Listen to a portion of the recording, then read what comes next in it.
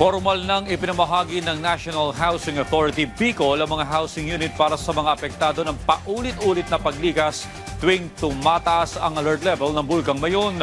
Yan ang ulat ni Gary Carillo ng Radyo Pilipinas. Unti-unti nang napapanatag ang mga pamilyang nakatira sa paanan ng Bulkang Mayon sa bayan ng Malilipot, Albay. Matapos ang ilang taong pananatili sa loob ng 6-kilometer permanent danger zone, formal nang ipinamahagi ng National Housing Authority o NHA Bicol ang mga housing unit para sa 100 at isang pamilya o internally displaced persons o IDPs. Si Renely na may 2 anak, lubos ang pasasalamat sa pamahalaan. Mahigit 14 na taon na kasi silang paulit-ulit na lumilikas tuwing tumataas ang alert level ng bulkan. Nagpapasalamat po kami sa kami po so na priority. Kami mga livelihood din po na totoo. Siguro po sa anong panahon makakapag-adjust din kami. Sana po kami hanap buhay.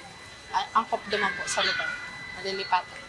Ang housing project ay bahagi ng Housing Assistance Program for Calamities Victims at ipinatupad sa 2 yugto. Ang Phase 1 ay may 233 housing units, habang ang Phase 2 naman ay binubuo ng 413 units na nakalaan para sa mga pamilyang ililipat mula sa mga danger zone. Meron po siyang kalsada, concreted po ang kalsada, may underground drainage system, meron po siyang water distribution system, meron po siyang electrical distribution system. Tapos individual po ang title niya na once po, ito po kasi pala by the way is yung housing units po is libre. Yung pinagpagawa namin ng land development, yung mga pagkonkreto ng kalsada, paglagay ng drainage, tapos yung pinambili po ng lote is babayaran ng beneficiary.